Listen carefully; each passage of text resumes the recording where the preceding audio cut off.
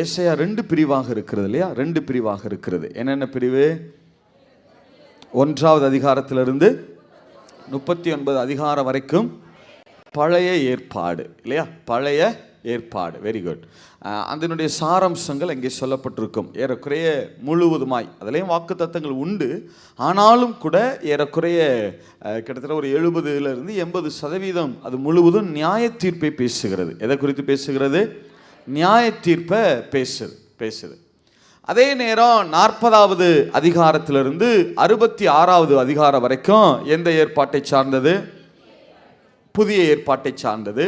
அது வாக்கு தத்தங்களை எப்படி நாம் சுதந்திரித்துக் கொள்வது என்பதை குறித்தும் என்ன செய்யுது?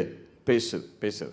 இதுக்கு என்ன பிரதர் எவிடன்ஸ் அப்படின்னு நீங்க கேட்டீங்கன்னு சொன்னா, ரொம்ப அருமையா ஆவியானவர் அதை எழுதியிருக்கிறார். இந்த 1 to 39 இருக்கு பாருங்க. 1 to 39 அதை நீங்கள் வாட்சிங்கன்னு சொன்னால் அதில் கரெக்டாக இஸ்ரவேலின் பரிசுத்தர் அப்படிங்கிற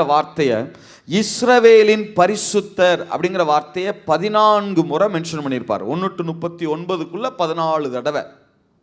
சரியா? அடுத்து இந்த 40 to 66 இருக்கு பாருங்க.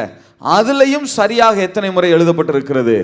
14 முறை எழுதப்பட்டிருக்கிறது. நீங்கள் தமிழ் வேதாகமத்தில் வாட்சிங்கன்னா 14 + 14 இல்லாமல் 13 + 13 இருக்கும். நான் சொல்ல உங்களுக்கு புரியுதா? இங்கே ஆங்கில வேதாகம், அதாவது ஒரிஜினலில் ஹீப்ரூவில் இந்த பக்கம் 14 தடவை, அந்த பக்கம் எத்தனை தடவை? 14 தடவை. அப்போ மொத்தம் எத்தனை தடவை? 28 தடவை இருக்கும். அந்த வார்த்தையை கரெக்டாக சர்ச் பண்ணி தேடினீங்கன்னா இஸ்ரவேலின் பரிசுத்தர்னு. ஆனால் தமிழில் ஒரு 2 வசனத்தில் மட்டும் அந்த இஸ்ரவேலை தனியாகவும் பரிசுத்தரை தனியாகவும் என்ன செஞ்சிட்டாங்க? பிரித்து டிரான்ஸ்லேட் பண்ணிட்டாங்க. அதனால் தமிழில் வாட்சிங்கன்னா இந்த பக்கம் 13, அந்த பக்கம் 13 தடவைன்னு இருக்கும். சரி, இது ஒரு பெரிய எவிடன்ஸ்ன்னு சொல்லுவாங்க. ஏன்னா இந்த இஸ்ரவேலின் பரிசுத்தர் என்கிற வார்த்தையை முந்தின பகுதியில், அதாவது 1 to 39 அந்த 1 to 39 அந்த வார்த்தை பிதாவை குறிக்கிற வார்த்தையாகவும், புதிய ஏற்பாட்டுக்கு வருகிற போது அந்த வார்த்தை இயேசு கிறிஸ்துவை அடையாளப்படுத்துகிற வார்த்தையாகவும் இருக்கிறது. இஸ்ரவேலின் பரிசுத்தர் என்கிற வார்த்தை ஏசாயா புஸ்தகத்தில் 1 to 39 அதிகாரங்களில் யாரை அடையாளப்படுத்துகிறதாக இருக்கிறது? பிதாவை அடையாளப்படுத்துகிறதாக இருக்கிறது. அதே நேரம் 40 to 66 வரைக்கும் வாசிச்சிங்கன்னா அது யாரை அடையாளப்படுத்துகிறதாக இருக்கிறது? குமாரனாகிய இயேசு கிறிஸ்துவை அடையாளப்படுத்துகிற. இப்படியெல்லாம் வைத்து அது எழுதி இருக்கிறார். அதனால தான் ஒரு மினியேச்சர் பைபிள், ஏராளமான ரகசியங்கள் அதில் வைத்து எழுதப்பட்டிருக்கிறது. சரி, இந்த சில செஷன்ஸில் நாம் பழைய ஏற்பாட்டு பகுதியிலிருந்தே சில காரியங்களை தியானித்தோம். இந்த செஷன்லையும் கூட புதிய ஏற்பாட்டு பகுதியிலிருந்து ஒரு அதிகாரத்தை தியானிக்கலாம். சரியா? ஒரு அதிகாரம் முழுவதையுமே இன்னைக்கு என்ன செய்ய போகிறோம்? தியானிக்க போகிறோம். எடுத்துக்கொள்ளுங்க, பார்க்கலாம். ஏசாயா புஸ்தகம் 53வது அதிகாரம். 53வது அதிகாரம்.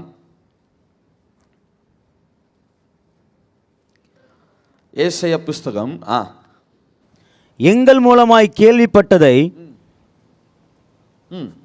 விசுவாசித்தவன் யார்? கர்த்தருடைய புயம் யாருக்கு வெளிப்பட்டது? இளங்கிளையைப் போலவும் வறண்ட நிலத்திலிருந்து துளிர்க்கிற வேரைப் போலவும் அவனுக்கு முன்பாக எழும்புகிறார். சரி, இதை முதல்ல நான் சொல்லிடுறேன். இந்த அதிகாரத்தை மெசியானிக் சாப்டர்னு சொல்லுவாங்க. இயேசு கிறிஸ்து குறித்து முழுவதுமாக இந்த அதிகாரம் முழுவதும் எழுதப்பட்டிருக்கிறது. சரி, நல்ல கவனிங்க. இந்த அதிகாரத்திலே இயேசு நமக்காக சிலுவையில் என்ன செய்திருக்கிறார் என்கிறத குறித்து இந்த அதிகாரம் ரொம்ப தெளிவாக விவரிக்கிறது. எப்படின்னு கேட்டீங்கன்னா ஆதியில மனுஷன் பாவம் செய்தான்ல. ஆதியில மனுஷன் என்ன செஞ்சான்? பாவம் செய்தான்ல. பாவம் செய்தா அந்த பாவத்துக்கு நிவர்த்தி எதுல செய்யப்பட்டது? சிலுவையில் செய்யப்பட்டது. தெரியுதா நான் சொல்றது? ஆதாம் ஆதியில என்ன செய்தார்? பாவம் செய்தார் இல்லையா? ஆதாம்னு ஒரு ஆளை சொல்லாம மனுக்குலம் எடுத்துக்கிறோம். எப்படி எடுத்துக்கிறோம்? மனுக்குலம் சிலுவையில் மனுக்குலம் ஆதியில பாவம் செய்தது. இப்ப அந்த மனுக்குலம் செய்த பாவத்துக்கு இயேசு கிறிஸ்து சிலுவையில் என்ன பண்ணினார்? நிவர்த்தி செய்தார் இல்லையா? நிவர்த்தி செய்தார். சிலுவையில் ஆண்டவர் பாவத்துக்கு நிவர்த்தி செய்த போது, இயேசு கிறிஸ்து சிலுவையில் தொங்கின போது மொத்தம் எத்தனை வார்த்தைகள் பேசினார் தெரியுமா? 7 வார்த்தைகள். ஆக்சுவலாக அது 7 வாக்கியங்கள், ஆனால் என்ன சொல்லி பழகிட்டோம்? 7 வார்த்தைன்னு சொல்லி பழகிட்டோம். சரி, நல்லது. இப்போ சிலுவையில் 7 வார்த்தை பேசினார் இல்லையா? அதற்கு முன்பாக மனுஷன் பாவம் செய்த போது ஆதியாகமத்தில் 3வது அதிகாரத்தில் மனுஷன் பாவம் செய்த போது பேசப்பட்ட வாக்கியங்களும் 7. மனுஷன் பாவம் செய்த போது பேசின வாக்கியங்களும் 7.